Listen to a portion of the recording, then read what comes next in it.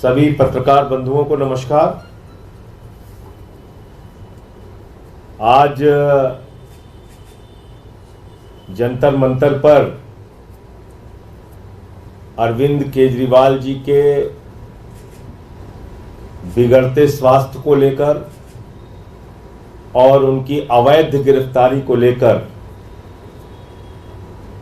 धरना प्रदर्शन हुआ, जिसमें इंडिया गठबंधन के सभी दलों के नेता मौजूद थे और आए और सबने एक बड़ी चिंता व्यक्त की कि दिल्ली के सरकार के काम में रोड़ा अटकाया जाता है, दिल्ली के सरकार के काम को बाधित किया जाता है और जो मुख्यमंत्री देश में सबसे बेहतरीन और अच्छा काम करके दिखा रहा है उसको आपने पकड़ के जेल में डाल दिया। 50 से कम उनकी शुगर लेवल है, कोई अनहोनी घटना उनके साथ घटित हो सकती है, लेकिन भारतीय जनता पार्टी अपनी तानाशाही पे उतार ली। अब ये कोचिंग सेंटर वाला जो मामला है, इसको लेके पार्लियामेंट में आज हम लोगों ने प्रोटेस्ट किया, आम आदमी पार्टी के सांसदों ने, और मैंने भारत के प्रधानमंत्री को यह चिट्ठी लिखी और यह चिट्ठी केंद्र की सो रही मोदी सरकार को जगाने के लिए। कब जागेगी मुझे नहीं पता, उसके लिए कितनी लड़ाई लड़नी पड़ेगी ये भी नहीं पता, लेकिन यह चिट्ठी केंद्र सरकार को जगाने के लिए है। और क्या लिखा है मैंने? देश में बहुत सारे कोचिंग सेंटर इस समय ऐसे हैं जो पेपर लीक का अड्डा बन गए हैं। बहुत सारे कोचिंग सेंटर्स ऐसे हैं जो मनमाने ढंग से गरीब छात्रों से फीस लेते हैं, उनके मां बाप अपनी जमीन गिरवी रख के, गहना गिरवी रख के अपने बच्चों को कोचिंग में पढ़ाते हैं और सुविधा के नाम पर बेसमेंट में उनको पढ़ाया जाता है, बेसमेंट में उनकी लाइब्रेरी खोली जाती है, हॉस्टल है तो वहां ठीक से इंतजाम नहीं और मनमाने ढंग से उनसे वसूली की जाती है, पैसा लिया जाता है। तो ये ठीक कैसे होगा? इस लूट पे रोक कैसे लगेगी? ये तभी संभव है जब भारत सरकार कोचिंग सेंटर्स को रेगुलेट करे, कोचिंग सेंटर्स को कानूनी दायरे के अंदर लेके आए और उनकी इन तमाम कारगुजारियों पर रोक लगाने के लिए सख्त कानून देश के अंदर बने। लेकिन दुर्भाग्य से ऐसा नहीं हो रहा है। क्यों नहीं हो रहा है? क्योंकि भारतीय जनता पार्टी के नेताओं से इन कोचिंग सेंटर्स के लोगों का रिश्ता है और इसी के कारण देश के लाखों नौजवानों का जीवन बर्बाद हो रहा है। प्रधानमंत्री जी और भारत की सरकार और भारतीय जनता पार्टी कोई कार्रवाई करने के लिए तैयार नहीं। अब मैं ये जो 24 लाख बच्चों का भविष्य बर्बाद हुआ नीट एग्जाम में, उसमें एक और उसके पहले यूपी में एक एग्जाम कराने वाली company Edu Test Solutions Private Limited, यह कंपनी है अहमदाबाद की, गुजरात की, और यह कंपनी अलग अलग राज्यों में परीक्षाएं कंडक्ट कराती है, परीक्षाएं संपन्न कराती है। तो यह खबर है जिसमें लिखा हुआ है कि ये जो एग्जाम है Edu Test Solutions Private Limited के द्वारा उत्तर प्रदेश में कराया गया, जिसमें पेपर लीक हुआ था, इस कंपनी को ब्लैक लिस्टेड किया गया उत्तर प्रदेश की सरकार के द्वारा। ऐसे ही कई राज्यों में, गुजरात में पेपर लीक में इस कंपनी का नाम, बिहार के पेपर लीक में इस कंपनी का नाम, नीट के पेपर लीक में इस कंपनी का नाम, और जो इसका मालिक है सुरेश चंद्र आर्या, उसका रिश्ता है भारत के प्रधानमंत्री के साथ।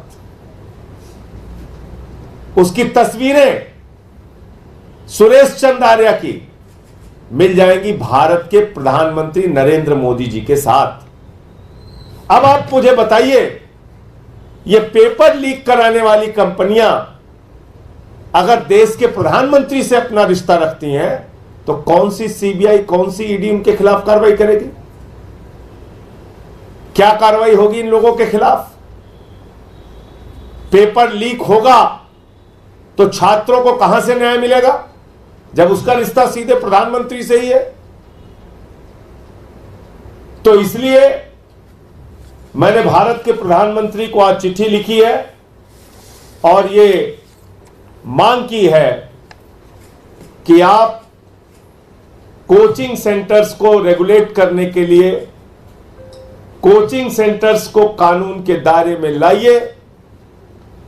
कोटा राजस्थान के अंदर छात्र आत्महत्या करते हैं। नीट के एग्जाम में धांधली और पेपर लीक होने के कारण छात्र आत्महत्या करते हैं। बार बार परीक्षाएं देने पर पेपर लीक से सफल न होने के कारण छात्र आत्महत्या करते हैं।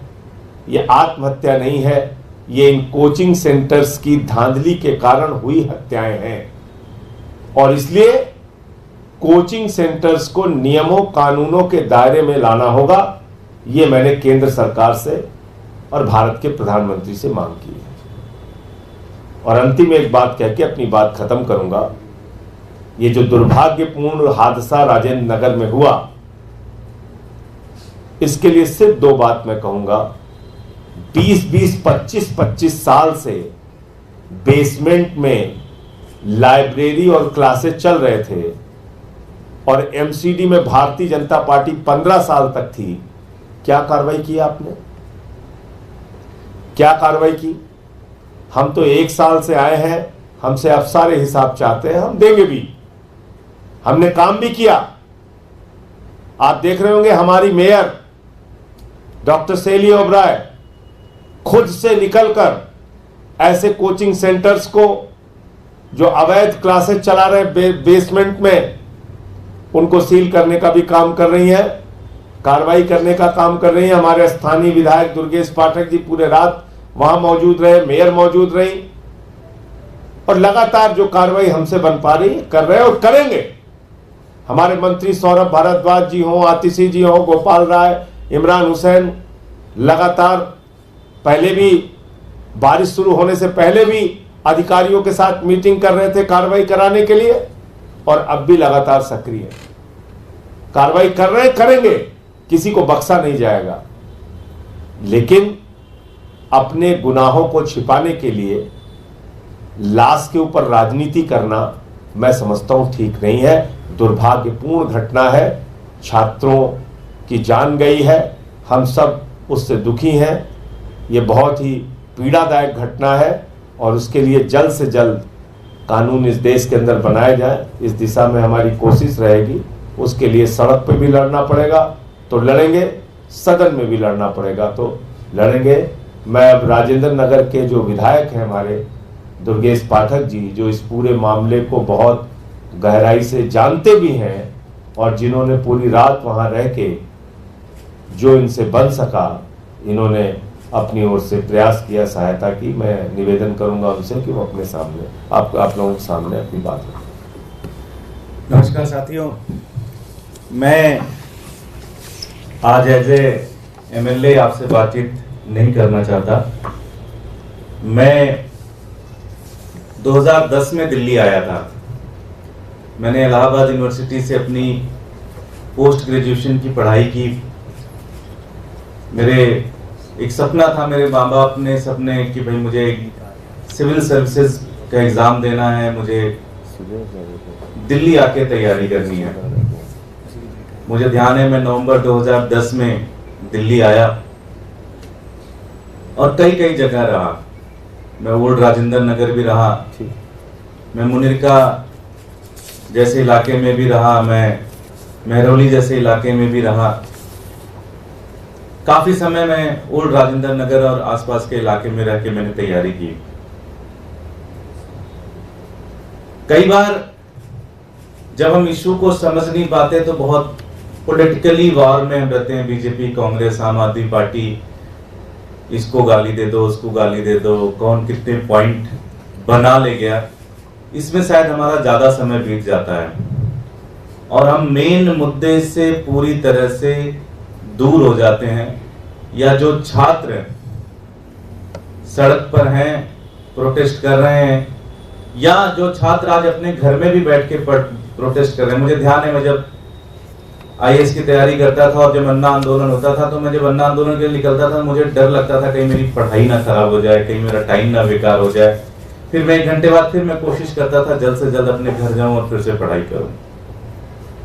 कुछ महत्वपूर्ण मुद्दे हैं, महत्वपूर्ण इश्यूज हैं जिसके ऊपर बातचीत होना बहुत जरूरी है। एक छात्र 19 साल, 20 साल, 21 साल की उम्र में, 18 साल की उम्र में दिल्ली आता है, देश के विभिन्न राज्यों से आता है। माँ बाप उसकी जो भी कोशिश करते हैं, जैसे भी करके उसको भेजते हैं। 3-4 महत्वपूर्ण चैलेंजेस उसके सामने सबसे पहला होता है। सबसे पहला, कोचिंग सेंटर के नाम पर ठगी। आज पूरे दिल्ली नहीं बल्कि पूरे देश की स्थिति है कि आप देखते होंगे कि अगर एक फला आदमी किसी एक इंस्टीट्यूट से आईएएस बना तो वो जम्मू कश्मीर से लेके कन्याकुमारी तक हर कोचिंग वाले उसकी फोटो लगा लेते हैं कि ये हमारे यहां से पढ़ के गया। और उसके चक्कर में मनमाने तरीके से फीस की उगाही होती है। कई बार टीचर्स को प्रमोट करके फीस की उगाही होती है कि टीचर्स, आप देखते होंगे, फला सर आपको पॉलिटिकल साइंस पढ़ाएंगे, फला सर आपको इकोनॉमिक्स पढ़ाएंगे, फला सर आपको कुछ पढ़ाएंगे, और पता चला पूरे 6 महीने के कोर्स में फला सर ने 1 क्लास या 2 क्लास पढ़ाई। फीस मनमाने तरीके से ले लिए। सिटिंग अरेंजमेंट में एक क्लास में कहेंगे हम 40 बच्चों से ज्यादा नहीं लेते, 50 बच्चों से ज्यादा नहीं लेते, लेकिन 200-200, 300-300, 400 बच्चे। कई तो इतने बड़े हैं कि बैंकेट हॉल बुक करके उसमें क्लासेस दिलाते हैं। मुझे ध्यान है, मैं एक बार क्लास लेने गया, उसमें 1200-1300 बच्चे उसमें क्लास के अंदर होते थे। 2-3 क्लास के बाद फिर मुझे लगा कि मैं शायद इतना इंटेलिजेंट नहीं हूं कि मैं इतनी बड़ी क्लास में पढ़ सकता हूं। जब आप किराए पे जाते हैं, एक कमरा अफोर्ड करना बड़ा मुश्किल है। मुझे ध्यान है, मैं एक कमरे में हम 3 लोग रहते थे। एक छोटा सा कमरा था 10 बाई 10 का, उसके अंदर हम 3 लोग रहते थे। हमने तो बाहर से खाना भी नहीं लिया था क्योंकि हमें लगता था घर में बनाएंगे तो ज्यादा सस्ता होगा, बाहर से खाना लेके आएंगे तो खाना भी खराब मिलेगा और महंगा भी बहुत पड़ेगा। इन सारी स्थितियों के बाद वो आदमी कोशिश करता है कि कितने देर से ज्यादा समय निकालकर वो पढ़ाई करे। और तब जब 5 लाख बच्चे एग्जाम दे रहे हैं और 100 सीटें हैं, सबसे ज्यादा फेल्योर होती है हर 2 महीने 3 महीने में हम एग्जाम देते हो और ऐसी स्थिति साल 1.5 साल बाद आ जाती है कि आप एग्जाम का रिजल्ट किसी से शेयर करने की स्थिति में नहीं होते हो। आप अपने परिवार तक को भी नहीं बता पाते कि मैं कौन सा एग्जाम, आपको बस ये लगता है कि डेट भी मत बताओ क्योंकि फादर साहब पूछेंगे किसी एग्जाम के रिजल्ट का क्या हुआ, इसके रिजल्ट का क्या हुआ। इस पूरी मनोस्थिति के साथ एक बच्चा जो इस देश के एडमिनिस्ट्रेटिव सर्विसेज में आना चाहता है, ये उसका संघर्ष है। सरकार क्या कर रही है? सरकार कुछ नहीं कर रही है। क्या हमारे देश के अंदर कोचिंग संस्थाओं को रेगुलेट करने का कोई व्यवस्था है? नहीं है। कौन संस्था कितने फीस लेगी इसकी कोई रेगुलेट करने की व्यवस्था है? नहीं है। आज आप मेडिकल कॉलेज में एडमिशन लेते हैं, आज आप इंजीनियरिंग कॉलेज में एडमिशन लेते हैं, वहां पे इकोनॉमिक वीकर सेक्शन के लिए seats, number of seat reserve होती है। कोचिंग इंस्टीट्यूट कोई भी ऐसे नॉर्म्स का फॉलो नहीं करता। आपको नोट्स के लिए भी आपसे पैसे ऐंठते हैं, आपको बता देंगे फला कोचिंग यहाँ पढ़ो और नोट्स फला जाके लो। ये पूरा संघर्ष है। मैं संजय भाई का बहुत बहुत धन्यवाद दूंगा कि जो इनिशिएटिव इन्होंने लिया कि एक कानून बने, एक रेगुलेशन बने सारे कोचिंग इंस्टीट्यूट्स को रेगुलेट करने के लिए, चाहे वो फीस हो, चाहे वो हॉस्टल हो, चाहे वो फूड हो, चाहे वो नोट्स हो, चाहे वो भ्रामक जो एक तरीके से इनके एडवर्टीजमेंट है, इन सारी चीजों को जब तक आप रेगुलेट नहीं करेंगे, इसका कोई सिस्टम नहीं बनाएंगे, एक बच्चा जो अपनी जीवन के सबसे प्राइम टाइम पे ये तैयारी करता है, उसका एक बहुत बड़ा एनर्जी इन सब चीजों में वेस्ट होता है और इन सारी फ्रॉड चीजों के अंदर वेस्ट होता है। मेरी विनती है, मैं दिल्ली सरकार से भी ये विनती करूंगा, मैं केंद्र सरकार से भी ये विनती करूंगा कि आप जल्द से जल्द इसके ऊपर कानून ले आए, इस पूरे सिस्टम को कैसे रेगुलेट किया जाए इसके ऊपर बातचीत होनी चाहिए, चर्चा होनी चाहिए, इसमें छात्रों से भी बातचीत होनी चाहिए, जो लोग इसमें तैयारी कर रहे हैं उनके समूह के साथ भी मुलाकात हो, उनसे बातचीत हो। और एनफ इज एनफ, मैं पहले दिन से कह रहा हूं, इस इंसिडेंट से हमें सीख लेना होगा कि आने वाले समय में किसी बच्चे के साथ ऐसी घटना ना घटे, उसका कोई मानसिक शोषण ना हो, कोई इकोनॉमिक शोषण ना हो, उसका इस तरह से हो, और इससे हम एक ऐसा एनवायरनमेंट दे सकें कि जो बच्चा जो करना चाहता है वो कर सके, जो तैयारी करना चाहता है वो तैयारी कर सके और उसका किसी भी तरह से कोई शोषण ना हो इस देश के अंदर। बहुत बहुत धन्यवाद। दुर्गेश जी, आपने कहा कि आप और मेयर लगातार वहाँ पे थे, तो पहले जो बीजेपी के नेता थे वो आपके सवाल खड़े कर रहे थे और आपकी जो स्थानीय पार्षद हैं आदित्य चावला, उनको सवाल खड़े कर रहे हैं कि काम ढंग से नहीं किया, नजर नहीं आ रही है। देखिए, मैं बहुत पिछले 4-5 दिन से मैंने देखा, मैं जनरली फिल्मों में देखता था कि लोग लाशों के ऊपर राजनीति करते हैं। मैं ये देख रहा हूं कि आज किसी भी बीजेपी के साथी को आप फोन करके पूछें कि जो 3 बच्चे अब इस दुनिया में नहीं है, उनके माँ बाप का नंबर है आपके पास, मिले हो उससे, उनके परिवार के लिए कोई मदद किया आपने? आप तो इस देश की सबसे बड़ी पार्टी है, आपके पास तो करोड़ों रुपए का बैंक बैलेंस है। आज भारतीय जनता पार्टी के पास कम से कम 10,000 करोड़ रुपए का बैंक बैलेंस है उनके पास, केंद्र में उनकी सरकार है, उत्तर प्रदेश में उनकी सरकार है। आप पूछे 1 रुपए की घोषणा की आपने उन बच्चों की, कैसे मदद करेंगे? सिर्फ लाशों पे राजनीति करनी है। पहले फला को गाली देना, फिर धमाक को गाली देना, फिर इनको गाली देना, फिर उनको गाली देना। सोल्यूशन चाहिए। इस देश के लोग परेशान हो चुके हैं इस तरह से गंदी राजनीति से। मैं वहां जाता हूं, खड़े रहते हैं लोग, कहते हैं भैया गंदी राजनीति से परेशान हो गया हूं। ये गंदी राजनीति बंद करनी पड़ेगी भारतीय जनता पार्टी को। सोल्यूशन के ऊपर बातचीत करें। सोल्यूशन बात नहीं कर पाएंगे वो, क्योंकि ये जितने इंस्टीट्यूट बने हैं ये सारे उनके टाइम पे बने हैं। ये सारे बिल्डिंगें जो हैं वो सारे उनके टाइम पे बनी हैं। आज जब सीलिंग हो रही है तो तड़बड़ा रहे हैं पूरी तरह से भारतीय जनता पार्टी के नेता। 50 फोन आ रहे हैं मेरे पास कि भैया हमारे सीलिंग पे एक्शन मत करें, या हम खत्म कर दे रहे हैं, हम ये नहीं करेंगे। लेकिन एक एक पे एक्शन होगा। एमसीडी पूरी तरह से विजिलेंस होके एक एक गली में जा रही है और हम सब पे एक्शन लेंगे। ये गंदी राजनीति बंद करनी पड़ेगी। लाशों के ऊपर जो राजनीति भारतीय जनता पार्टी कर रही है इसके ऊपर बंद करना पड़ेगा। एक सवाल संजय जी आपसे है, सभी खेद व्यक्त कर रहे हैं राजनीतिक घटना पर। दिल्ली सरकार के मंत्रियों से मैंने बात की, उन्होंने कहा कि हमने मंत्रियों अधिकारी को कह दिया था कि डिसिप्लिन करें, नहीं सुना गया। हमने आज जो दिल्ली के चीफ सेक्रेटरी हैं नरेश कुमार, उनसे बात करने की कोशिश की कि भाई अगर अधिकारियों ने कहा था वीडियो जारी कर रहे हैं, डिसिप्लिन क्यों नहीं हुई? तो उन्होंने माइक पे हाथ मारा, कह रहे पंगा क्यों ले रहा है, जाके मंत्री से पूछ ले। तो किससे पूछे जाकर सवाल? देखिए, इन अधिकारियों का दिमाग क्यों खराब है? क्योंकि इनके पीछे भारतीय जनता पार्टी और दिल्ली का एलजी, ये दोनों लोग इस बात के लिए पूरा इनको प्रेशर दे रहे हैं कि जैसे मन चाहे वैसे दिल्ली को बर्बाद करो। लेकिन हम लोग बर्बाद होने नहीं देंगे दिल्ली को। एक्सपोज करेंगे, लड़ेंगे आपसे और अपना अधिकार छीन के लेंगे। और हम जानते हैं कैसे होता है। नहीं बना रहे थे ना मोहल्ला क्लिनिक, केजरीवाल जी 9 दिन बैठे एलजी के यहां और काम करा के लाए। ऐसे ही एक नहीं, फरिश्ते स्कीम हो, बुजुर्गों की तीर्थ यात्रा हो, बिजली का बिल बढ़ाने की बार बार कोशिश करते हैं भाजपाई हमारी सरकार को बदनाम करने के लिए। केजरीवाल जी लड़ लड़ के, आम आदमी पार्टी वाले लड़ लड़ के रुकवाते हैं उसको। पानी का अनाप शनाप बिल बार बार बढ़ाने की कोशिश करते हैं, हम लोग लड़के रुकवा। फिर मैं कह रहा हूं, एमसीडी हो, दिल्ली सरकार हो, जहां आपने हमें चुना है, जहां बिठाया है, हम आपका काम कराएंगे, चाहे लड़के कराएं, चाहे सड़क पे उतर के कराएं, चाहे सदन में आवाज उठा के कराएं, चाहे कोर्ट का दरवाजा खटखटा के कराएं, काम तो आम आदमी पार्टी की सरकार ही कराएगी।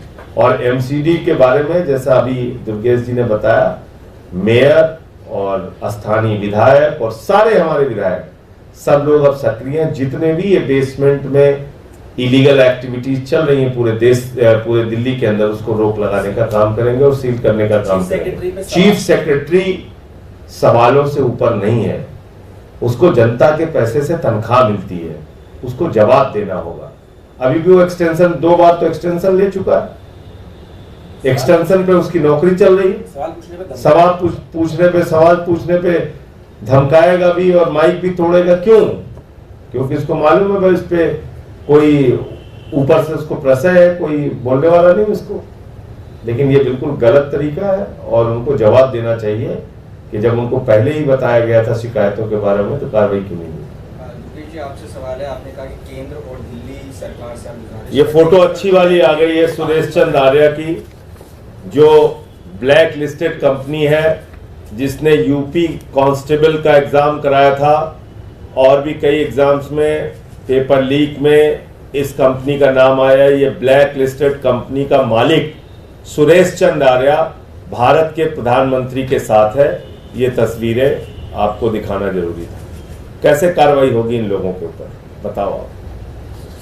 सर, आपने कहा कि केंद्र और दिल्ली सरकार से आप निवेदन करते हैं कि इस पर कोई कानून बनाए, कोई रेगुलेट, तो ये इंस्टीट्यूट सभी दिल्ली में है, क्या कोई दिल्ली के स्तर पर कोई कानून या कोई रेगुलेशन इनके लिए आ सकता है, या आप स्पेशली दिल्ली सरकार के स्तर पर कुछ? देखिए, पॉलिसी डिसीजंस तो केंद्र सरकार से आती है, जो भी क्या गाइडेंस है, क्या लॉ बन सकता है, केंद्र सरकार को पहले इनिशिएट लेना चाहिए पूरे देश के अंदर। बाकी दिल्ली सरकार से भी मेरी गुजारिश है कि अगर हम कर सकते हैं तो हमें भी इसके ऊपर कार्रवाई करना चाहिए।